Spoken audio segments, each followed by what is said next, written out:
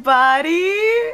It's Allie, and welcome to our Y&R Chat for Sunday, March 27th, 2022. Well, who do we have here? Welcome back to life, Diane Jenkins! Oh, I mean Taylor Jensen. Jensen Jenkins sounds like a fake name to me. Bravo, Y&R! Bravo! I literally applauded my screen the moment I saw Diane's face with this reveal. I did not see it coming at all. That was a totally well-kept secret, and I'm so glad that I didn't get spoiled. We were just talking a couple of weeks ago about how some of us miss having that spoiler-free zone, the anticipation of the next episode and the bombshell reveal. A lot of times does get spoiled on social media, and I'm sure it did this time, but it didn't make it to me, so I got to have just my unvarnished, happy reaction to see Diane's face. Death becomes Diane, too, I must say. Did you see the low cut back on the dress that she was wearing? Her body looks so good. She had those kind of just gray wispy bangs in the front of her face. Just a little bit of aging, more so, wisdom and getting better with age. I just thought Susan Walters looked amazing. She's perfect. I love her. No doubt about it. Susan Walters is my favorite Diane. And I have to say, I have liked all of the Dianes. There were three. We first had Alex Donnelly, and I liked her very much. Then Susan Walters took over the role seamlessly. Then we had Mara West from As the World Turns, and I thought she was very good too. And how weird is it that we were just talking about the Mara West version of Diane, the one who died?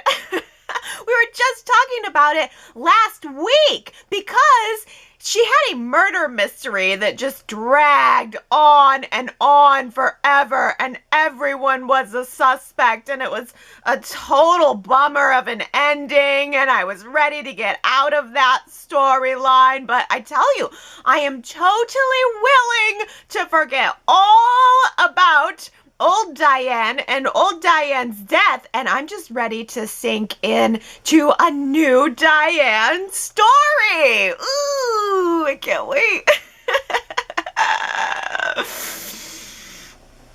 So, Diane, what you been up to? What you been up to since you died? Fill us in. We want to know. Diane must have done well in the afterlife. She's paying cash money for a house in LA. She's like, oh, hey, Allie, here's $1 million cash for your father's house. No problemo.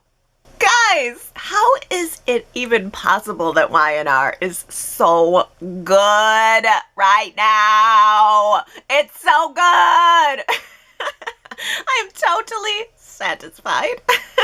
Well, almost. Almost totally satisfied. I don't know. Maybe I'm alone, but the Diane Jenkins thing just threw me for a loop. It totally blew my hair back. I think it's great that she's back from the dead. I'm singing hallelujah. It's a miracle. But I want to know if you guys are singing hallelujah, it's a miracle, or do you want to just send dead Diane right back to hell?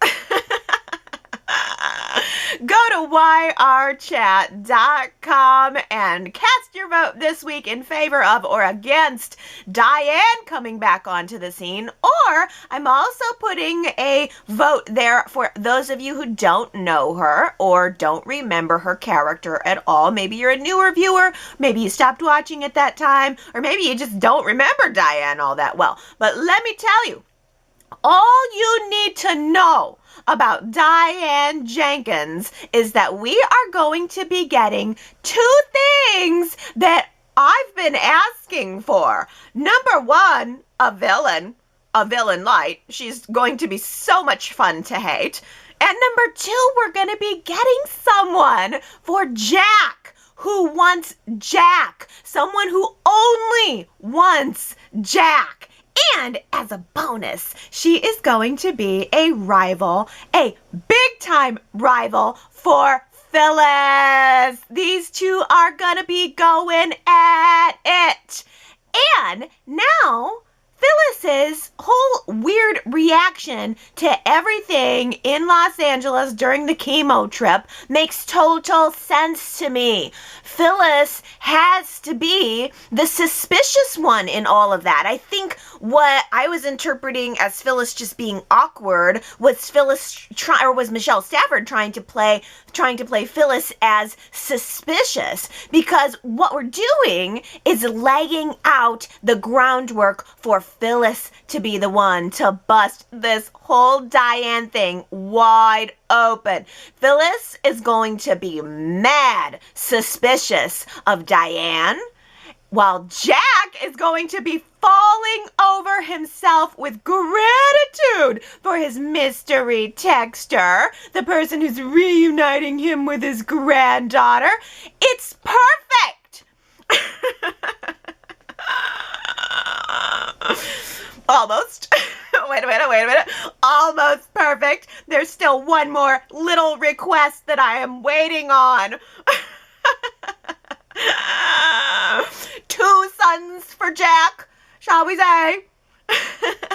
But believe it or not, you guys, 1 son for Jack is coming back. I did a little bit of digging this week, and it turns out that since Diane is returning, guess what? Kyle is going to be returning too. And we are not talking about a couple of video calls here. We are talking about a full contract role for Michael Mueller. Wow! I'm happy about that. I'm really happy about that. I always have a lot of fun with Kyle. I think there's a lot of play around Kyle, and I wonder if that means that Summer will be coming back with him too, or if there will be some kind of breakup. Will Harrison be with him? I don't know. There's just so much potential here that I'm really excited about, and I can't wait to find out how exactly Y&R is going to explain the fact that Diane died. I don't know, did she fake her own death? How are they going to explain the fact that Diane's dead? And how is Nikki going to feel about it? Nikki was almost convicted of her murder, but I think it turned out that Nikki did kill Diane, but it was in self-defense. And Deacon was there at the time of that murder mystery too, so I almost wonder if there are plans to do a crossover with Bold and the Beautiful. Oh, it's so good.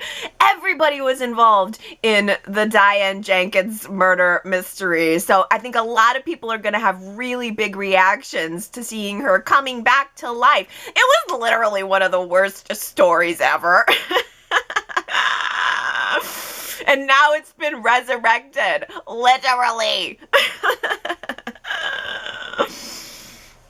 But I just can't wait to see where Y&R is planning to take this, especially because I know that we are not getting just 1 resurrection, but 2. I I know in my heart of hearts that it is only a matter of time until it is going to be revealed that Diane and Chemo are both alive and working together.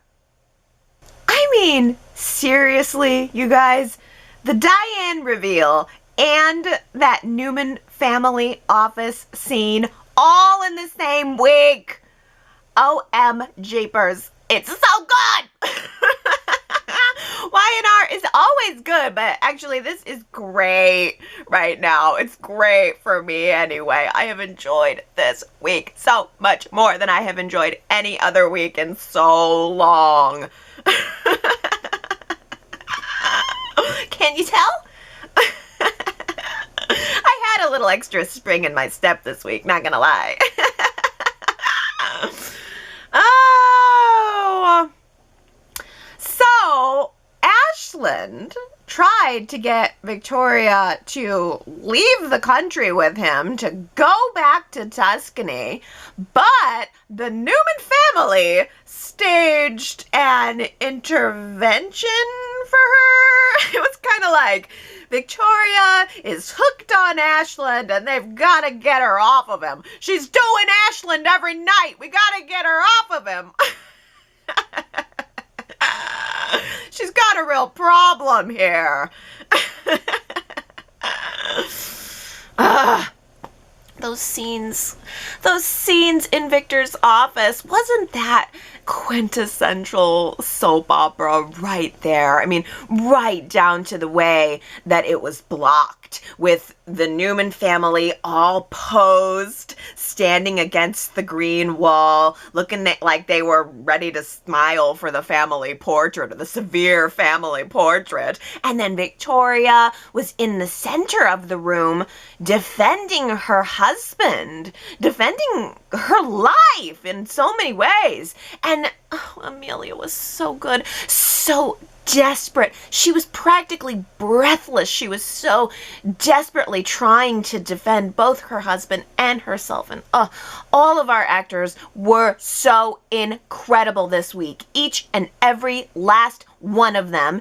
And it was Nikki who actually kicked off that scene, rushing into Victoria's office all in a fluster, saying that she had had a fight with Victor, and she said it just to get Ashland out of the way, to get him out of the office. That was brilliant. Melody Thomas Scott has really been cranking up the dial lately, really bringing the drama, grabbing Victoria by her shoulders and begging her to listen to them.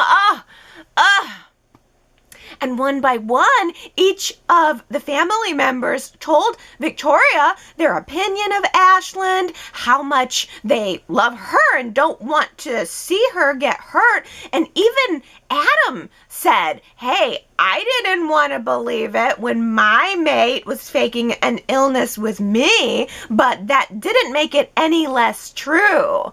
Victoria was presented with the evidence that Nate had provided, and one by one, she kind of rebuffed everybody until that point. At that point, Ashland comes into the office, he sees what's going on there, and he decides to stand down against the Newmans and the whole assault of his character that's going on right now. He tells Victoria that he's not going to keep fighting this because he's not going to win, and he just walks out on her, which she immediately took as confirmation that Ashland was lying to her all along, but which actually convinces me more and more that maybe he is being set up.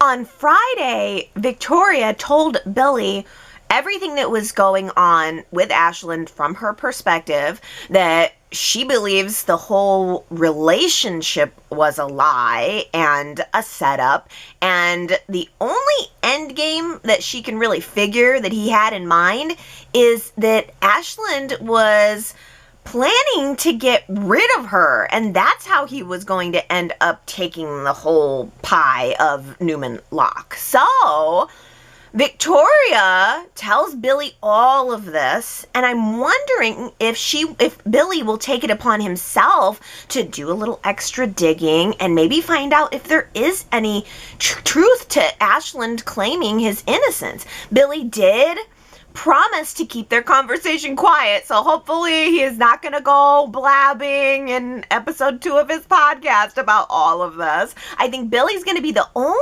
one who really knows what's on Victoria's mind, and she is going to now enter into a sham. I think Victoria is now going to blow this whole thing wide open by herself. That might be her intention anyway, because in the previews for next week, we see Victoria embracing Ashland, and Nick and Billy are standing in the background wondering what's going on. But I think Victoria is going to end up going undercover inside of her own life so that she can bust Ashland all on her own.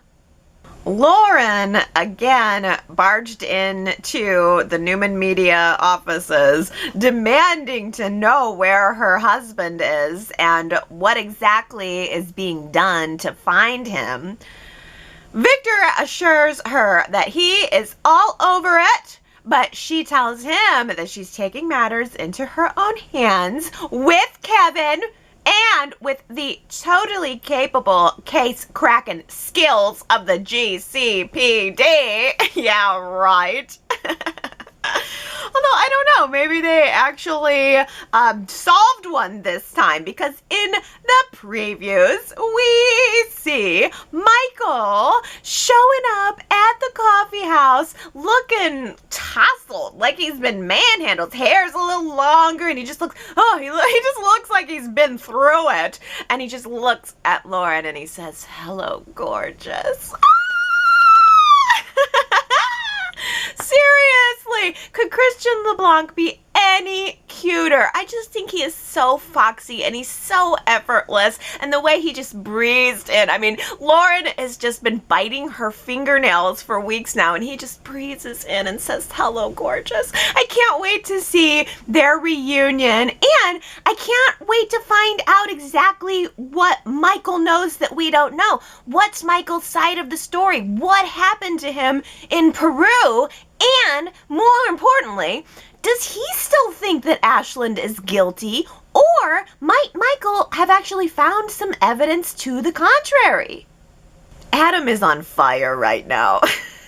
He is on fire. I love him so much right now. The way he confronted Ashland on Friday was so classically Victor Newman Jr. He was so smug and so sure of himself, and it was so entertaining to watch. I loved that Adam was telling Ashland that he's actually pretty impressed with how Ashland was able to pull off this little con. Adam even called it cool. He actually used the word cool. He said, "It was actually kind of cool how you did it." Luring everybody into trusting you, and then you switch the bait. But now your little game is over, Ashland, and if you don't get out of town, I am going to make sure that Newman Media buries you in bad press. And we wouldn't want little Harrison to have to deal with that, would we? Oh, you think I was making a threat? Oh, no, I don't make threats. I just follow through. So freaking good. And then, like, to cap the whole thing off with a delicious, juicy cherry, Adam sat down with Sally and he started this very sexy, subtle planning session to take over Newman Lock together, and they sealed it with a kiss. Ooh! Ooh, ooh! Me, oh my! Me likey! This is coming. This is common. Adam and Sally, I honestly, I think he made the comment, and I think it's true. I think Sally is what Adam has needed all along. all along of this version of Adam, and I am all for their rise to power. Victor and Nick this week warned Adam that he better not be making a power move against Victoria right now. But it cannot be a coincidence that Adam was asking about the board of directors. Remember those guys? Remember those kind of mysterious, imaginary power holders? It cannot be a coincidence that Adam was asking about them right now. I'm wondering if Adam is going to go to the board of directors and find a way to snatch that crown right away from Victor and Victoria.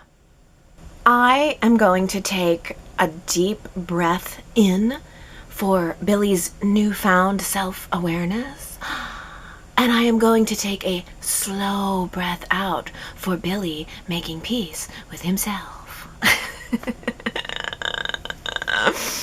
Okay. Would I download Billy Abbott's podcast?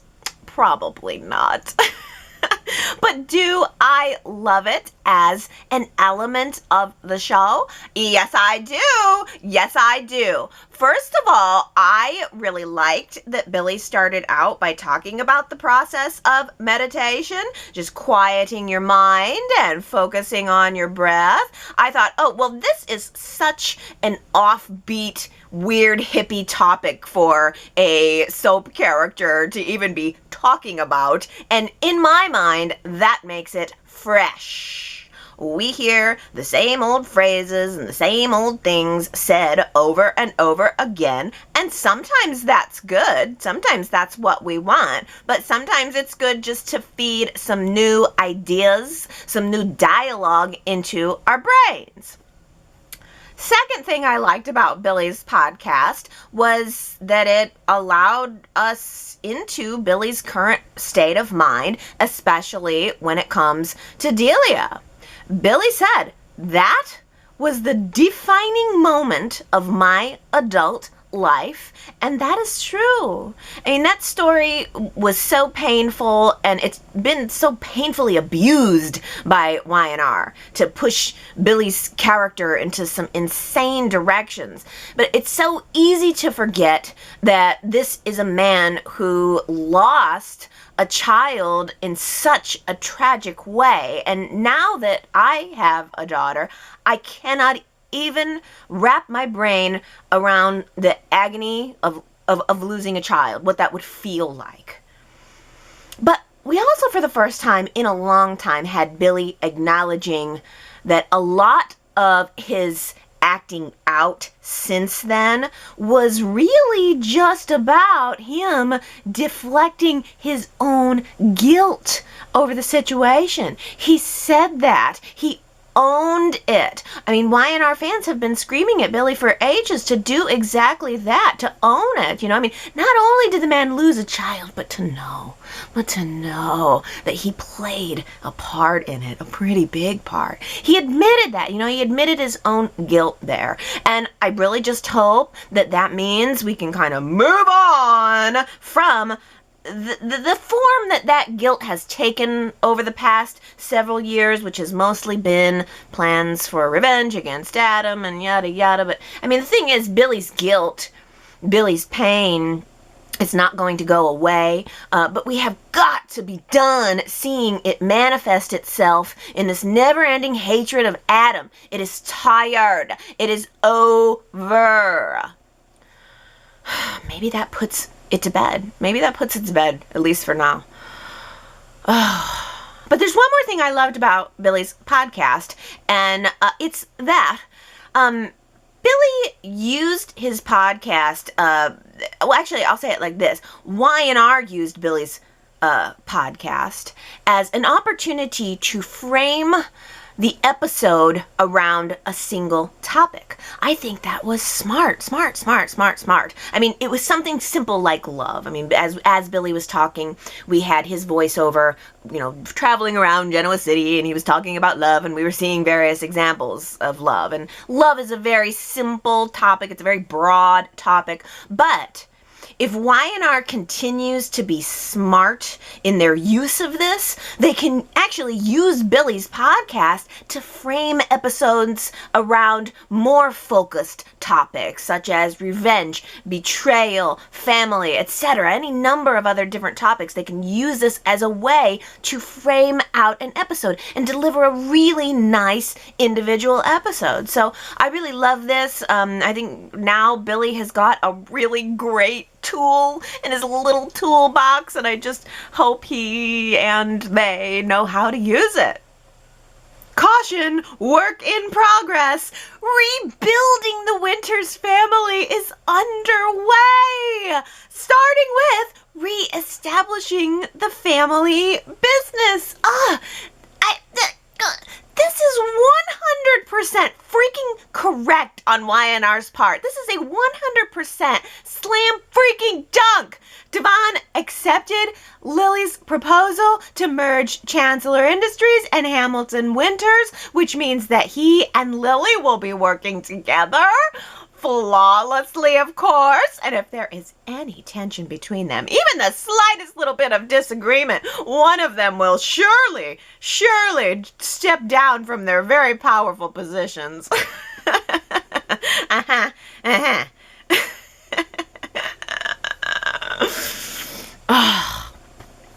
Devon has also named Nate as his COO.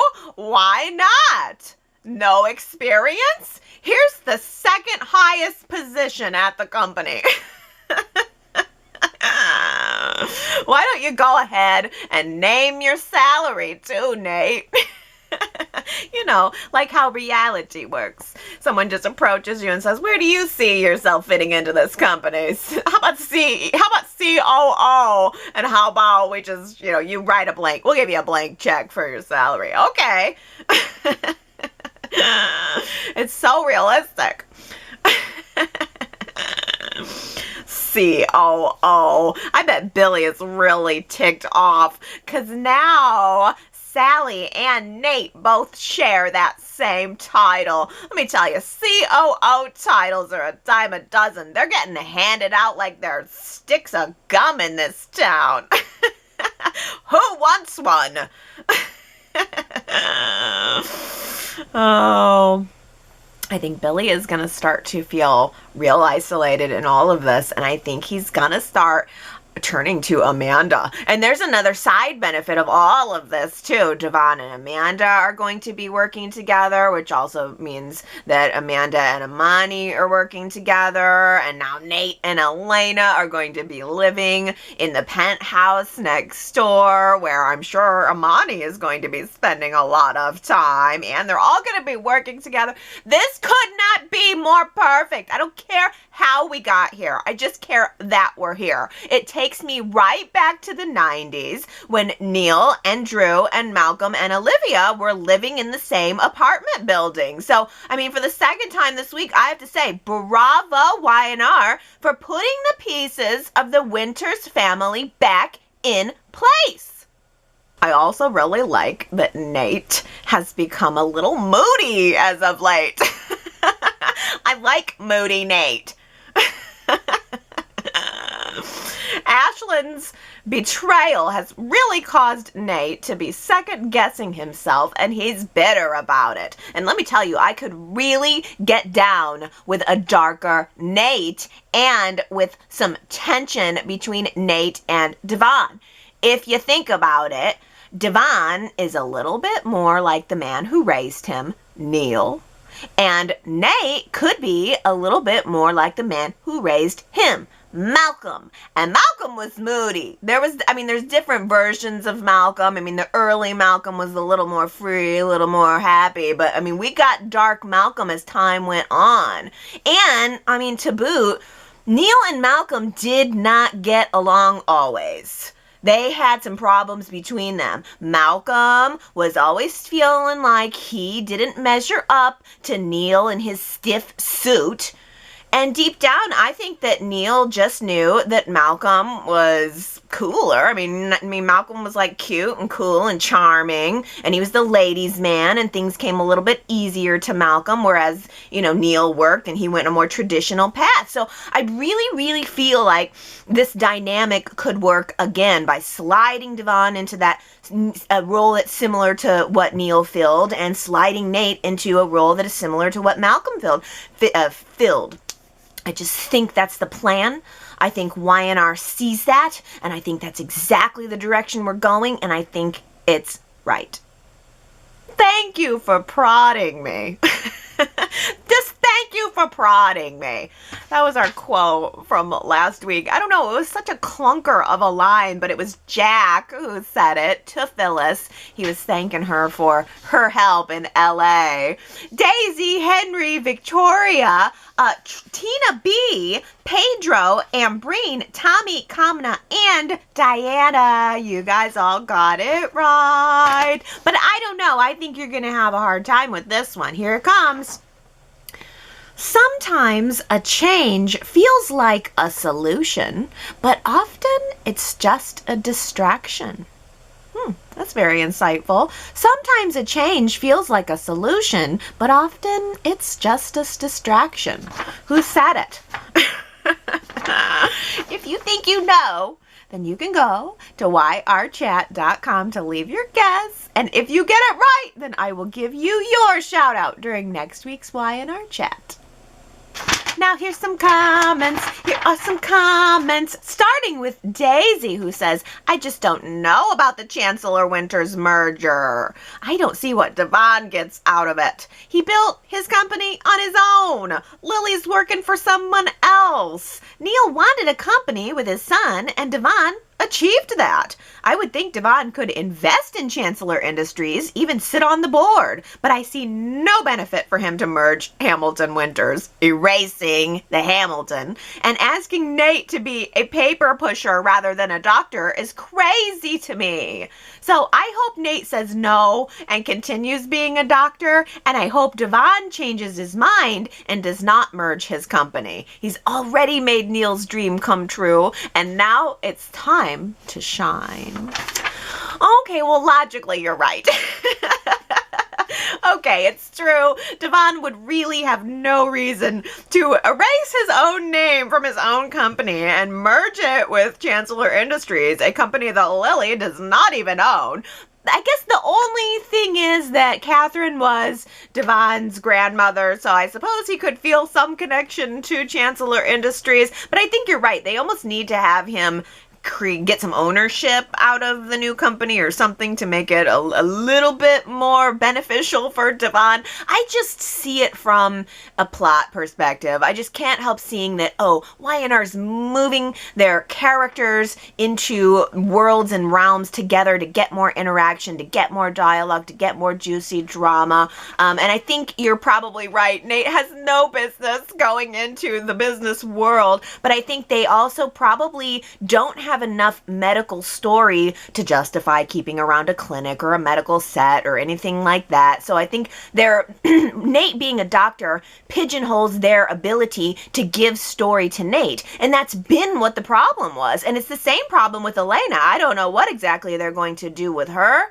She is still doing the Ask MD Now thing. So maybe that's how they will somehow work her into that story. Maybe there'll be a competing company or something that she could work at. But I guess that's just how I see it, is that it's an opportunity to bring the characters more story instead of having them all so separate in these different companies and having really very separate lives and not much opportunity to interact. So that's the reason I'm so for it. Not that it makes some great logical sense. Sue W. says, I understand Nate's disappointment in himself at being sucked in by Ashland. I don't buy that he would have actual hurt feelings about the sham friendship, though.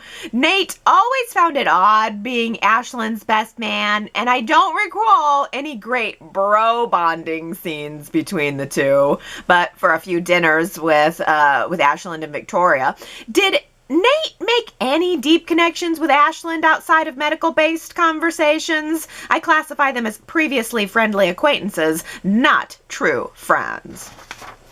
No doubt about it, Sue W. Y&R did not nail the Ashland-Nate friendship. I bought it more with Richard Burgie's Ashland. There was something about those two actors that did seem friendly together. But now with the Robert Newman recast, we haven't got any bro scenes or anything even slightly resembling that with those two. But I think it really does take us back to the larger problem with Nate, though. He just had nobody to interact with, period. I mean, him being a doctor is only good for like 2 stories a year. So I think that's maybe the reason they are moving him into the Chancellor Winters company, so that maybe his friendships and or rivals are his own family and exist kind of within that family dynamic. But yeah, I don't mind him using it as an excuse to get a little dark, though. I was actually happy to see Nate feeling mad. I was happy to see Nate having an emotion, having an opinion on something. That, to me, was refreshing.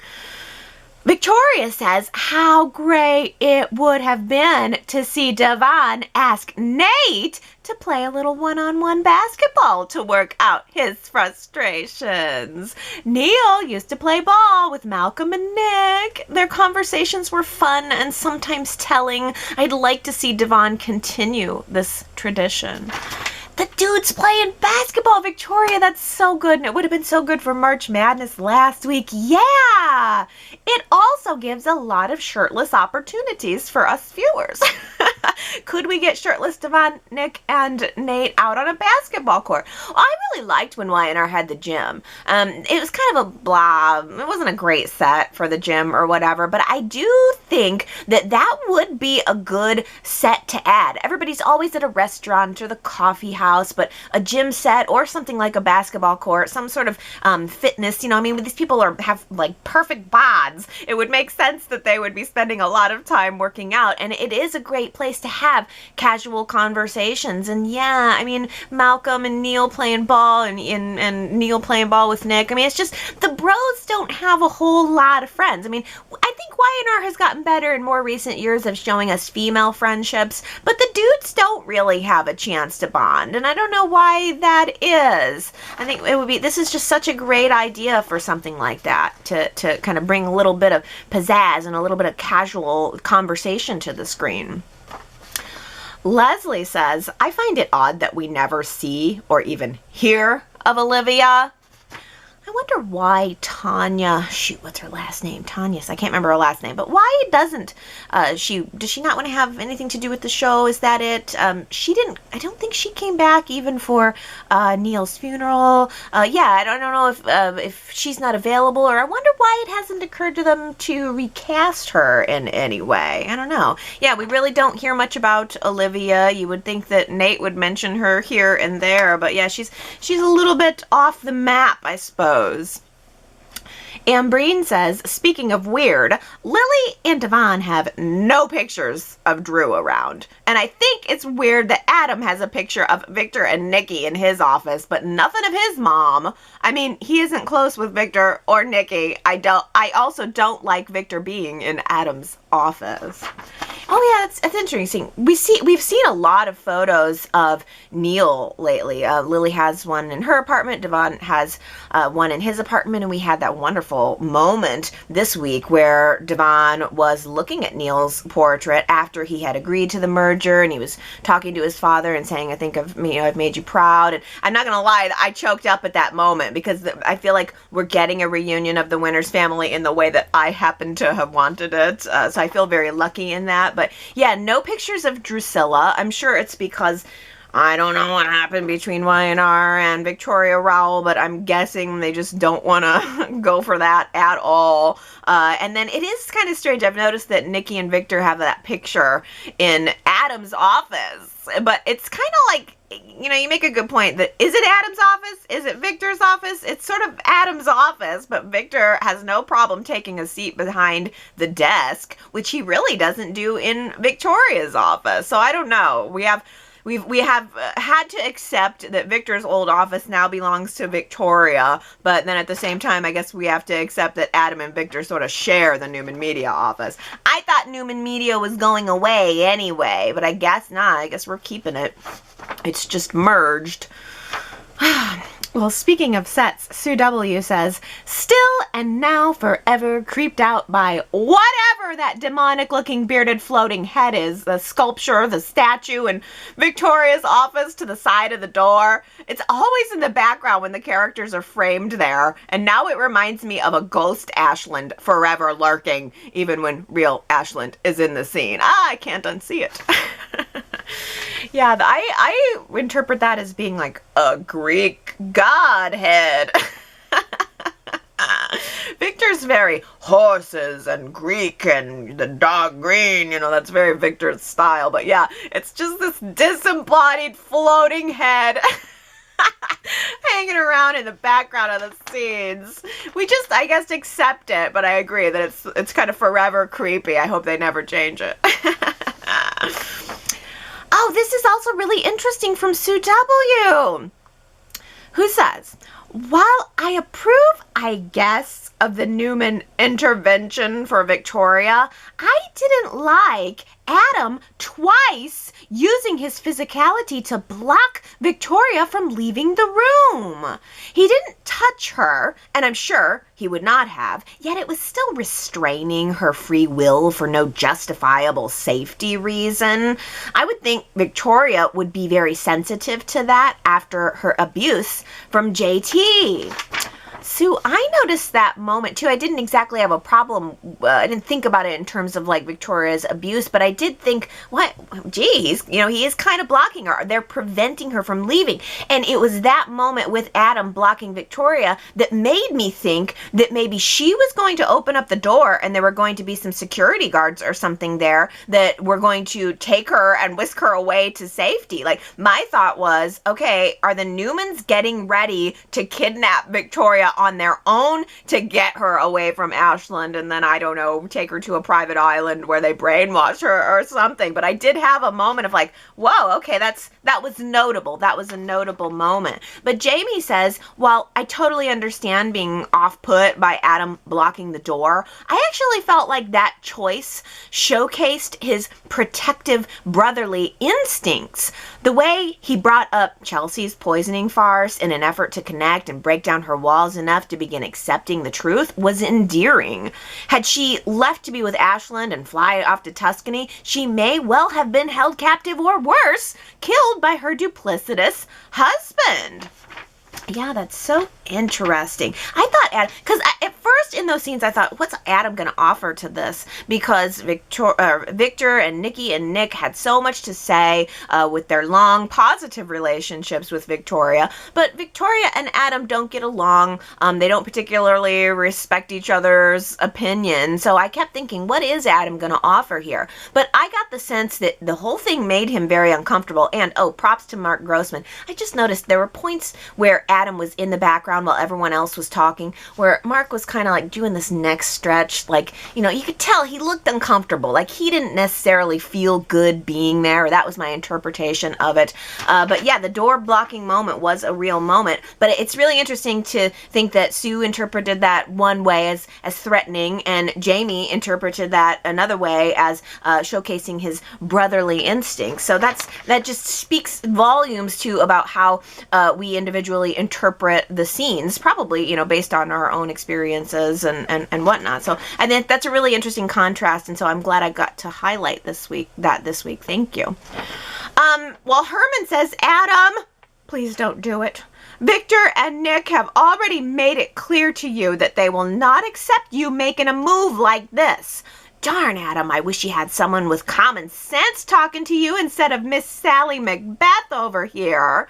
I don't know that it seems a smart time to make a move for a power play, but I just know it's not what Adam needs right now, and it is going to blow back on him. Lily, you better watch your man, because Victoria needs a shoulder to cry on, and I think she would rather lean on Billy than her family. Oh, so you're rooting for Adam to not do the takeover. Yeah, it is probably gonna work out in his favor only temporarily, but you're right. Nick and Victor made it clear to him that that's not what they want, that they're not gonna go along with whatever coup he comes up with willingly. And if that's the case, that means Adam is just going to be taking it by force. And you're probably right that it will only work temporarily, but I like that. I like that drama. I like the drama of the takeover. If Adam just sits back and does nothing, it's just not quite as exciting, I think, but that's just me.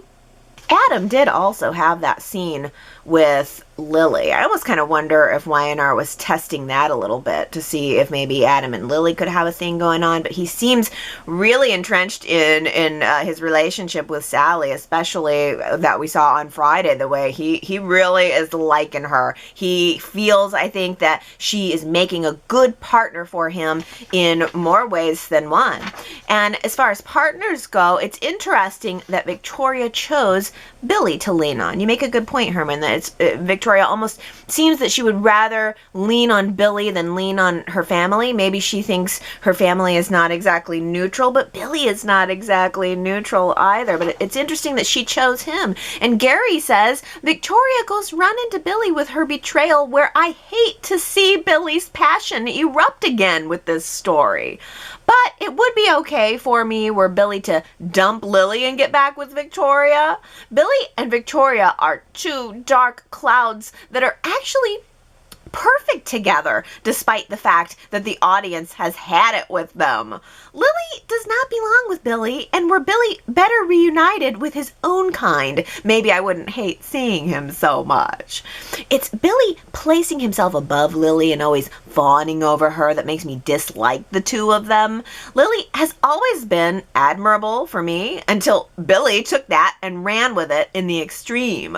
Lily is far superior to Billy, of course, but Billy needs to get over it and see himself as her equal for a comfortable, harmonious relationship.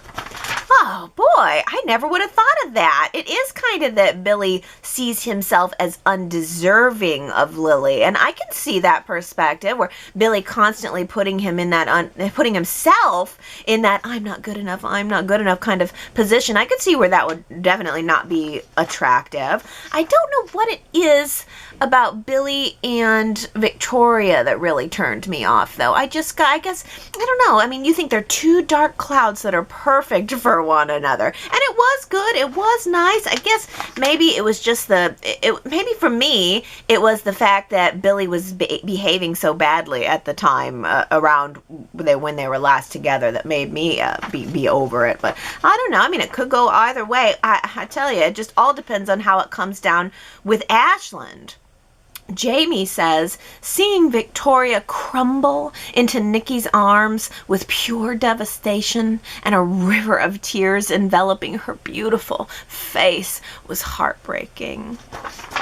Wonderful scene. Amelia was incredible. She was so tender and so heartbroken in that moment with Nikki, and that ended that episode, which was just a great episode. And then on Friday we also had Victoria weeping with Billy, and in both of those scenes Amelia was just so good, and my heart just totally went out to her. But I have got to tell you guys, Sherrod has got the comment of the week here. You got it, you guys, this is going to change your whole opinion on the Ashland situation. You ready for it?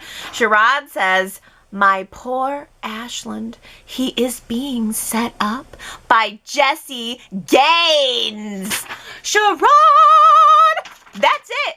Ding, ding, ding. You have hit it. That is it. That is the way that all of the main characters come out clean here. Ashland probably did actually have cancer. It's going to be revealed that he actually did have cancer. And it's not going to be Victor who has set him up, as we talked about last week. It's going to be Jesse Gaines, still going after that revenge and almost maybe getting it.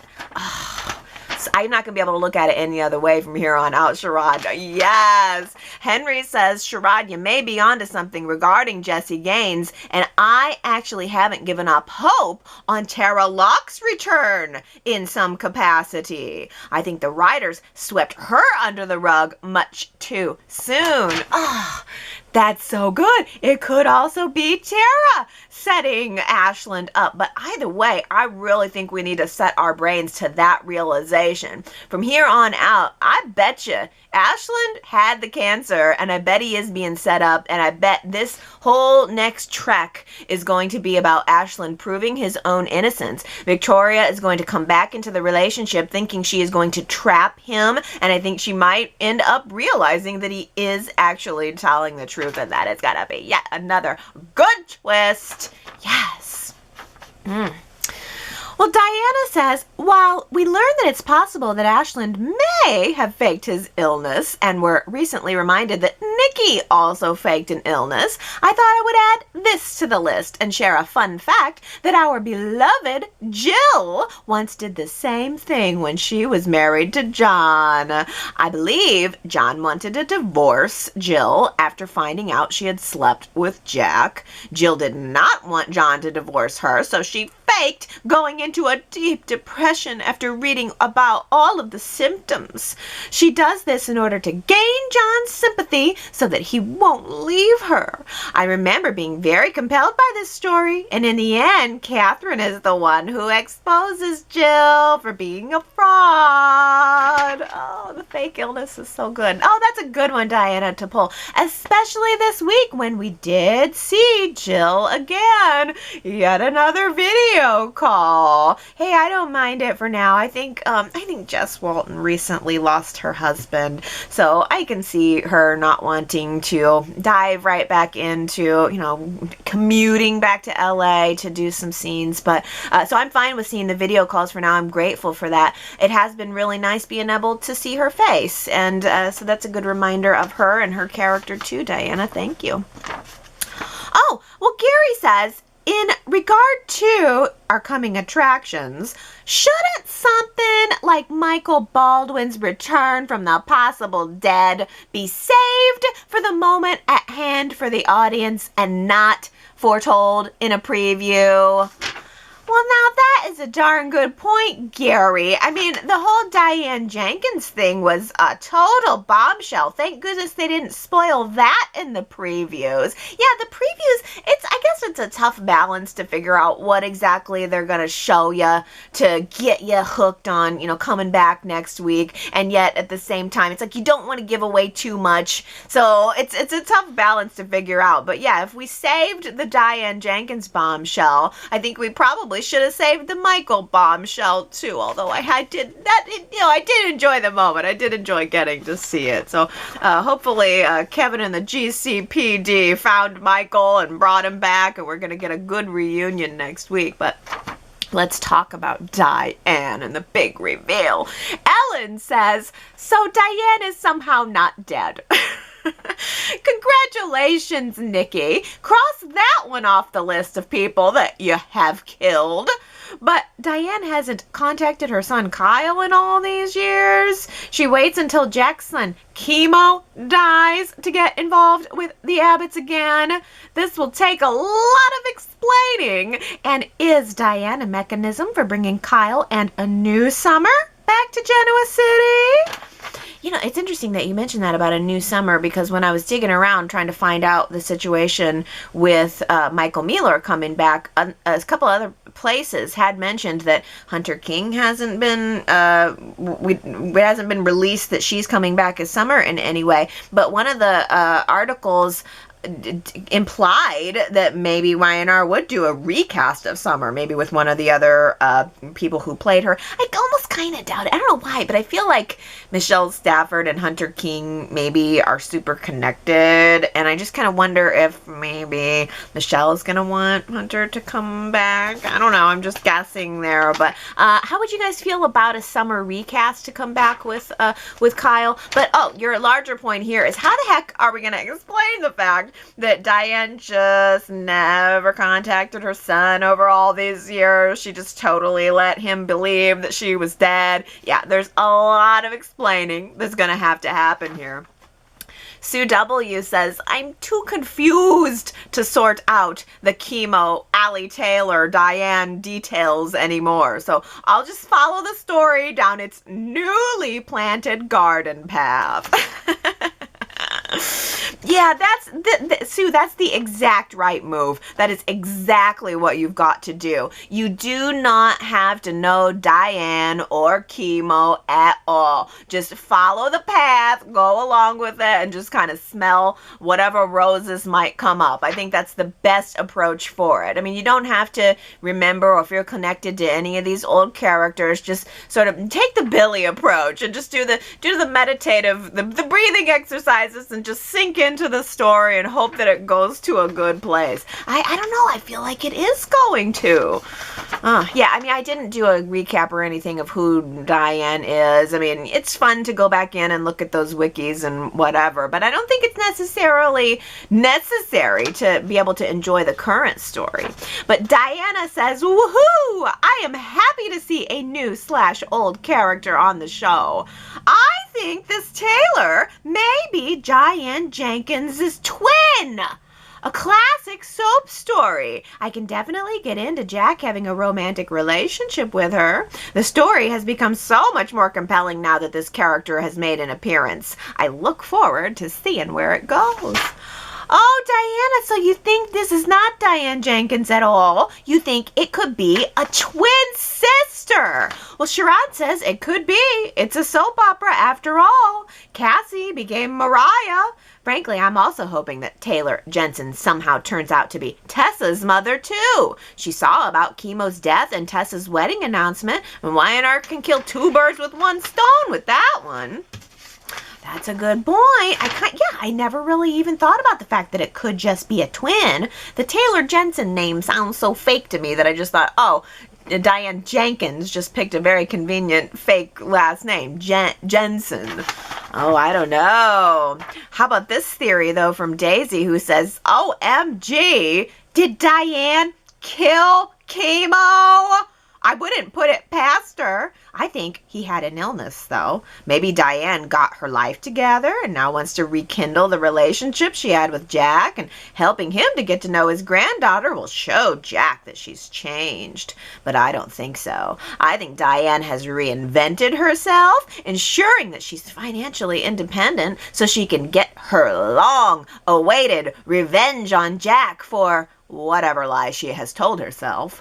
And Diane is using Jack's granddaughter to help open the door. Her true intentions might be to take someone away from Jack, but not Allie. She may have her eyes set on Harrison, their grandson, as revenge for everything.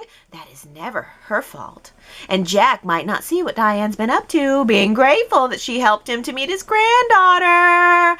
Oh, but Phyllis will, and she'll be ready when the real Diane shows up, ensuring that her daughter is as well. Ooh, so good. You know, you make a good point about Harrison, though, too. So Harrison would be Diane's grandson. Maybe that will be used as part of the excuse for her return, that she found out that she had a grandson. Maybe that will be what prompted her to come back to life. I don't know, but yeah. I like the idea that Diane was the one that killed Chemo. I mean, even though he's not dead. I like it better that they're in cahoots together, but the idea that Diane could have killed Chemo is a pretty interesting one.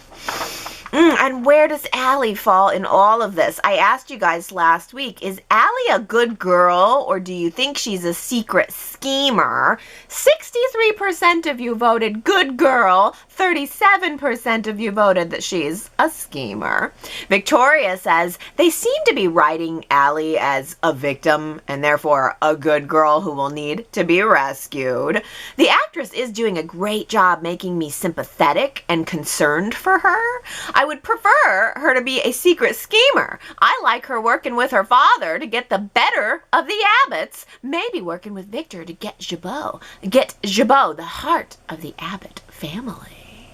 Yeah, I think they're writing Allie as a good girl, too, but you never know. They could flip it at any time. For instance, the way that they have flipped Chelsea from being a bad girl into a good girl.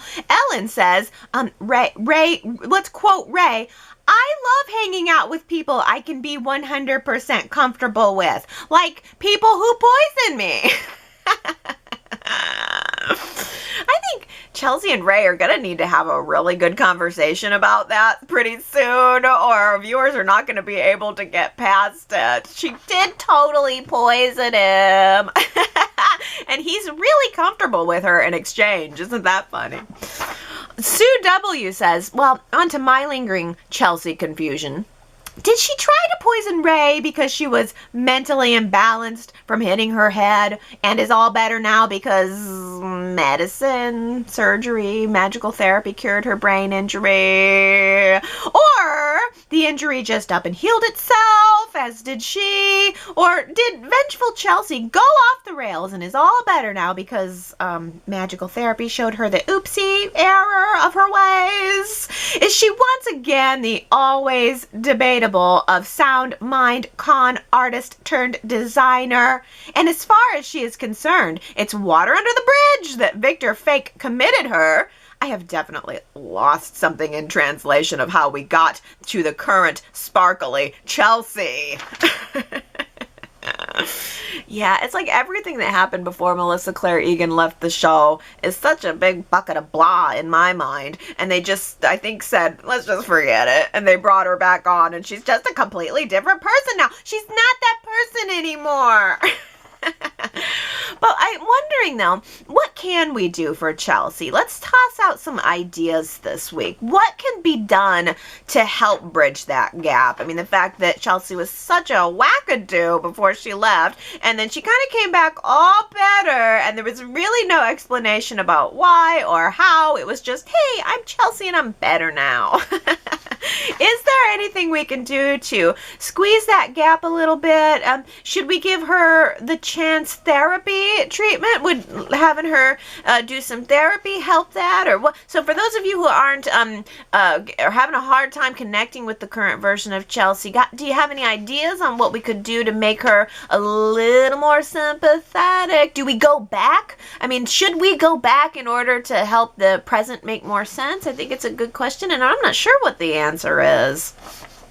But T. Nicole says, I just had a random thought, but what if we saw Chelsea have a love triangle with both Ray and Chance? She sleeps with both of them without the other knowing. She really likes Ray, and they start hooking up as Ray feels more distant from Sharon and her family. But then Chelsea also has run-ins with Chance, first as a friend, and then he opens up to her about what he's dealing with because he thinks at first Chelsea is just a third party to talk to. But then it leads to sex on a couch. And she ultimately wants Ray, but ends up pregnant with Chance's baby, which makes Abby heartbroken because Chelsea was the one who could give Chance the baby. And then this leads to Ray getting together with Victoria. This is one of the reasons I love Y&R Chat, too, because some of the stuff we come up with, it's like, it's just funner. It's just fun to imagine that story in the span of 30 seconds, even if we know we're probably not going to get it on screen. But I tell you, Y&R did plant at least a little bit of a connection between Chelsea and Chance. We've had some scenes between them, so maybe it's not all that far-fetched that they could end up hooking up. And I love that you connected it in to Abby and Chance's fertility issues or whatever. I thought it was supposed to be Chance that was infertile, but I don't know. I've never quite believed that. I almost kind of thought, well, they're going to rewrite that, and who knows. But yeah, that's a fun theory. I quite like it. Oh, well, let's talk about Billy and his podcast and the podcast Revelations, his monologue about Delia. Ellen says, if only he would say the actual words. I have spent years blaming the wrong person for my daughter's death. I need to accept that I made a serious mistake when I left her alone in my car at night. My actions led to her death. I am at fault, and now I need to come to terms with it and stop blaming Adam. Then I would have true respect for Billy Boy. You know, he really did, I didn't think about it, but he took it to the edge, didn't he? He definitely did say that he felt guilty, but he took it right to the edge without totally admitting his, he didn't explicitly say what he felt guilty for. He admitted guilt, but you're right, he didn't exactly express what he felt guilty for. So that's a really good point. I guess in a way, it's like if Billy did actually own up to it, he wouldn't be very Billy-like, wouldn't he? I mean, it's exactly like Billy to only give you that much. He's that egotistical. That's kind of how he is. But Sue W says, I'm still Team Billy here. I've always believed that no one thing could possibly judge and or punish him more for his role in Delia's death than he does to himself. Whether he has admitted it or faced it, life has forever sentenced him to live with it. Being in his shoes must be an eternal hell on earth, despite any happiness he ever finds. I mean, no doubt about it. I think don't we all kind of, can we all kind of, well, I don't know. People seem to disagree on this topic, but I think Alan is right that really Billy played a bigger role in Delia's death than he admits. But I also think that Sue W is right in that even though he hasn't admitted it, he knows it. He knows it deep down, and he is living in an eternal hell. And I think that it is what fuels him, and I don't think it should stop. I mean, I don't think that would ever be, it would never go away. It would never be whitewashed. It's just, as a viewer, I'm tired of watching it manifest in the never-ending revenge plan on Adam. And like I said, maybe we are getting done with that. Maybe we're moving into a new direction, and this podcast will actually be something more healthy that he can fuel some of his feelings into. And can you even believe that on the week that episode 1 of Billy's podcast dropped, my whole website, including my podcast, dropped. Oh, how humiliating. Well, maybe some of you noticed that and some of you didn't, but here's what happened. This is ridiculous. So, my web host, they shut down all of my websites early on Monday morning. They just totally cut the cord on ynrchat.com, yrchat.com, and the website that powers the podcast, where I publish the podcast from. So if you tried to listen to the podcast or go to the website from Monday morning to Tuesday afternoon, it just wasn't there. It was so unfair. They tell you that you have unlimited space until you get to the point where they decide that it's too big. So literally they were like, Y&R Chat is too big. You got too much data. We are cutting you off. I didn't get any warnings at all. They never contacted me and said, you need to delete some stuff. Your site's too big. You got too many screen caps of this ridiculous TV show sitting on our servers. Hey, crazy lady with your crazy screen caps of a crazy show. Can you please do something about your data usage? And we'll just cut your sites to get your attention.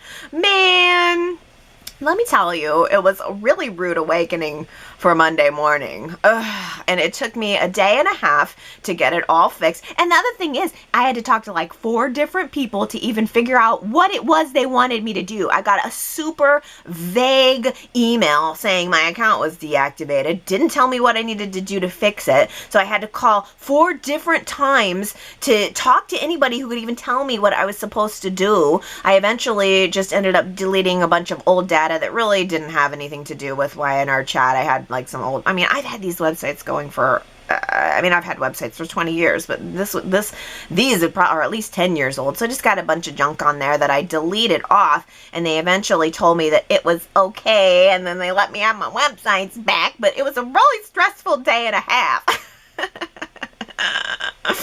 And one of the guys I talked to at the hosting company actually straight up legit tried to scam me and try to get my credit card number over the phone. Normally they do a verification to find out if you're the account number, and this guy didn't do that. And then I didn't realize it at first until he was telling me that he needed a copy of my credit card and my bank statement. And I called them. This was an inbound call from me to them. So that's just a little word of warning that even when you're calling companies that you think are legit legit companies, if you get a representative that's just sort of quietly trying to do a little scam on the side, they will get you. So just that's a little word of warning, little public service announcement from me this week. If anybody is asking you for your credit card number or your bank statement, no matter what the situation is, even if you called them, think twice about giving it to them. You can always hang up and call again and probably get another representative and confirm all of that. So anyway, it was a huge mess. It made me feel really bad that people weren't able to listen to the podcast. Probably the Monday,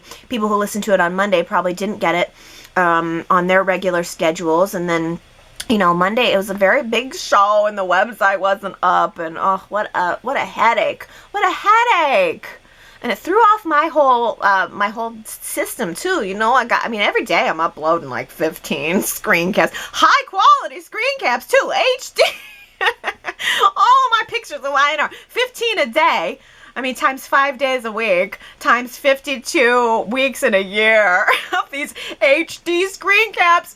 And I mean, I'm like a psycho with them. I'm like, ooh, this person, ooh, and I'll back up to get the exact right moment where they made the exact right face, and then uploading them all this data to their website. And on the phone they said, well, they essentially said, well, you got unlimited with this plan, but you'll get unlimited with this plan that costs 3 times as much. So anyway, whatever. I deleted your data, okay? Don't try to tell me how big Y&R Chat files can be. Don't even think about it. Oh, it's fixed now. It's fixed. So you can go to yrchat.com and leave your comments now. Vote in the poll. Tell me what you're thinking about Diane Jenkins. Are you happy about this, or is it a dud for you? You can also do the quotes, and look at all of my pretty pictures. There's so much to do. And I will be back next week with a whole new bundle of excitement. Hopefully we're going to be in another really good place by this time next week. I'm really looking forward to it. I mean, the show, I feel like most all of my dreams about the show have come true now. So I feel really lucky, and I'm really enjoying the show. And like I said, it's kind of making me in a better mood all week long, because I feel very excited to sit down and watch Y&R at night. And then after I watch it, I'm going to bed like nice and happy, like, oh, and I can kind of replay the scenes in my head, and I just like being able to think about all the elements of the show. It's compelling to me right now, and it's just made me, I don't know, it's just kind of made me happier. I feel like I got Y&R like back. I feel like I'm back to all of the reasons why I started watching it in the first place. But you know, I love these business storylines, and a lot of the characters that I love are actually being featured on the show right now. So it's just, it happens to be in a good place for me, and I really hope it's in a good place for you too. But I guess my best advice is probably the same advice that I should have given to myself like 6 months ago when I wasn't happy with the show. You kind of, in a way, you got to just go with it. Sometimes the harder you fight it, the less you enjoy it, but trying real hard to just get into my Billy Abbott meditative spirit and go with the flow of it. Or if you're not liking the show, just come back here and I'll help. I'll make it fun. Okay, I gotta go. I love you guys, and I will see you next week. Bye.